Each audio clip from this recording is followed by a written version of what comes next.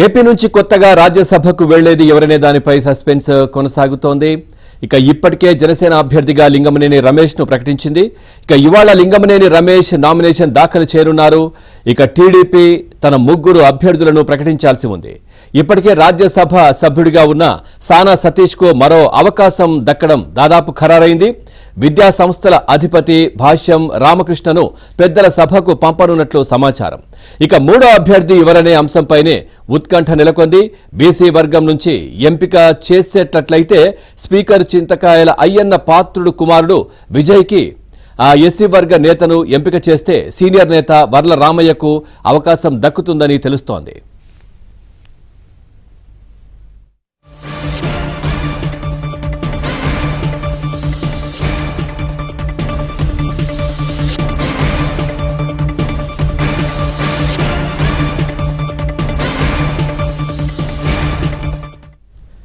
ఇదే విషయానికి సంబంధించి మరింత సమాచారాన్ని మా ఏపీ బ్యూరో చీఫ్ రామారావు అందిస్తారు. Ramarao, good morning. పూర్తి డీటెయిల్స్ ఏంటి? Very good morning Pawan. Rajya Sabha అభ్యర్థుల ఎంపికపై తెలుగుదేశం పార్టీ కసరత్తు తుది దశకు చేరుకుంది పవన్.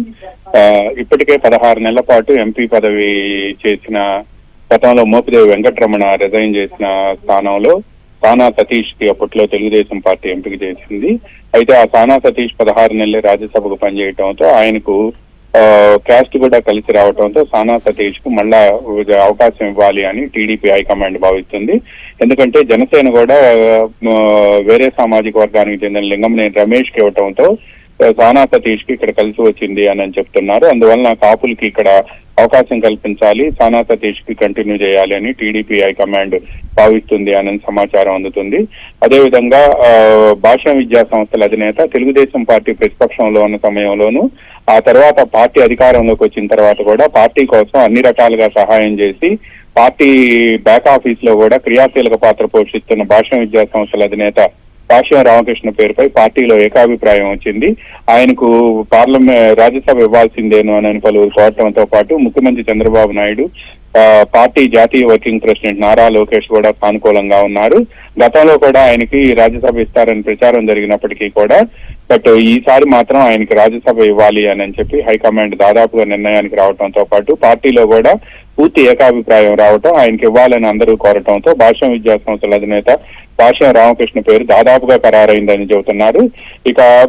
3వ అభ్యర్థిపై మాత్రం తెలుగుదేశం పార్టీలో బాగా తర్జన భర్జనలు జరుగుతున్నాయి. బీసీకి ఇవ్వాలా, ఎస్సీకి ఇవ్వాలా అనే అంశంపై కూడా తర్జన భర్జన జరుగుతుంది.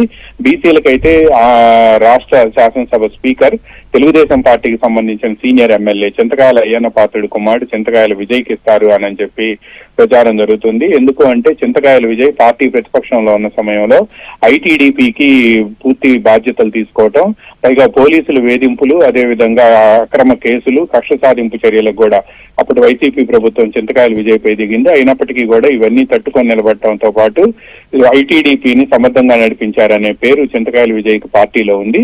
అందువలన ఉత్తరాంధ్ర ప్రాంతానికి చెందినవాడు కావటం అదే భాష్యం రామకృష్ణ, సానా సతీష్ కోస్తాకి చెందిన వాళ్ళు కావటంతో ఉత్తరాంధ్రకు అవకాశం కల్పించినట్టు అవుతుంది అని చెప్పి కూడా పార్టీలో ఒక వాదన బయలుదేరింది. ఈ నేపథ్యంలో చింతకాయల విజయ్ పేరుని పరిగణలోకి తీసుకున్నారు. అయితే ఇదే సమయంలో ఎస్సీ సామాజిక వర్గం అయితే మాత్రం వల్లరామయ్య పేరు రామయ్యను పరిగణలోకి తీసుకుంటారని చెప్తున్నారు. ఎందుకంటే వల్లరామయ్య తెలుగుదేశం పార్టీ ప్రతిపక్షంలో ఉన్న సమయంలో 2019 నుంచి 2024 వరకు పార్టీ వాణి వినిపించడంతో పాటు ఇదే సమయంలో పలు కేసులు కూడా ఆయనపై నమోదు చేశారు. అదేవిధంగా వల్లరామయ్య గతంలో కూడా ఒకసారి రాజ్యసభ ఇస్తామని చెప్పి చివరి నిమిషంలో ఆయనకి పదవి ఆగింది. దీంతో పాటు వల్లరామయ్య గతంలో పార్టీ అధికారంలో లేని సమయంలో కూడా ఆయన రాజ్యసభకు పోటీ చేశారు.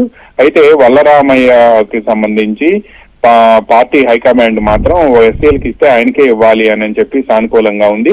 అయితే ఇది ఎస్సీలకు ఇస్తారా, బీసీలకు ఇస్తారా అనేది మాత్రమే హైకమాండ్ తేల్చుకోవాల్సి ఉంది.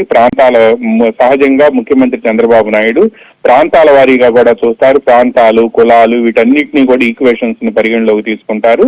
ఈ సమీకరణలు పరిగణలోకి తీసుకున్న తర్వాత వీళ్ళిద్దరిలో అటు చింతకాయల విజయ లేకపోతే ఇటు వల్లరామయ్య ఎస్సీయా బీసీ అనేది తేలితే దీనికి సంబంధించి తుది నిర్ణయం తీసుకునే అవకాశం ఉంది. ఈ రోజు సాయంత్రం లోపు ఇది కూడా ఈ ముగ్గురు అభ్యర్థులది కూడా ఫైనలైజ్ అవుతుంది అని చెప్తున్నారు. ఇప్పటికే జనసేన అభ్యర్థిగా లింగమనేని రమేష్ పారిశ్రామికవేత్త జనసేనకి 2015 నుంచి కూడా పవన్ కళ్యాణ్ అంటిపెట్టుకుని ఉండటమే కాకుండా వైసీపీ ప్రభుత్వం అనేక కక్ష సాధింపు చర్యలకు దిగినప్పటికీ కూడా ఎక్కడా కూడా వెనకడుగు వేయకుండా ఆయన ఆర్థిక మూలాలపై దెబ్బతీయాలని ప్రయత్నించినప్పటికీ కూడా జనసేనతోనే అంటిపెట్టుకుని ఉన్నారు. దీంతో లింగమనేని రమేష్ పేరును ఖరారు చేశారు నిన్న పవన్ కళ్యాణ్. ఆయన ఈ రోజు ఉదయం 12 గంటలకి అసెంబ్లీలో తన నామినేషన్ ని రిటర్నింగ్ అధికారికి సమర్పించబోతున్నారు. పవన్ జనసేనకు సంబంధించిన అగ్రనేతలంతా కూడా ఈ కార్యక్రమానికి హాజరు కాబోతున్నారు. తెలుగుదేశం పార్టీ కూడా ఈ రోజు సాయంత్రంలో ప్రకటిస్తుంది అని అంటున్నారు. వేచి చూడాల్సి ఉంది. కసరత్తు పూర్తయిన తర్వాత ప్రకటన విడుదలయ్యే అవకాశం ఉంది.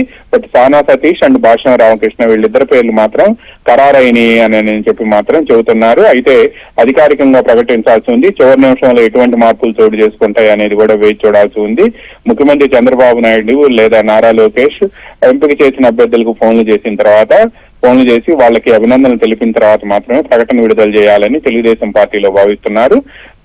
ఈ రోజు ఆ కసరత్తు పూర్తి చేసి తుది నిర్ణయం తీసుకునే అవకాశం ఉంది. మామూలుగా అయితే చంద్రబాబు నాయుడు ఈ రోజు శనివారం కావడంతో పార్టీ కేంద్ర కార్యాలయానికి వస్తారని ముందుగా అందరూ భావించారు. కానీ ఆ రాజ్యసభ అభ్యర్థులకు సంబంధించి చివరి కసరత్తు జరుగుతుండటంతో ఆయన దీనిపై పార్టీ నేతలతో మాట్లాడి ఆ తర్వాత నిర్ణయం ప్రకటిస్తారు అని కూడా చెప్తున్నారు. అందువల్ల ఆయన పార్టీ కేంద్ర కార్యాలయానికి వచ్చే కార్యక్రమాన్ని కూడా రద్దు చేసుకొని క్యాంపు కార్యాలయంలోనే ఉంటున్నారు. ఈ రోజు సాయంత్రం లోపు నిర్ణయం తీసుకుంటారని పార్టీ వర్గాలు ఆశిస్తున్నాయి. వాళ్ళు కూడా ఎదురు చూస్తూ ఉన్నారు. Pawan. Right, thank you Ramarao, thanks for the updates.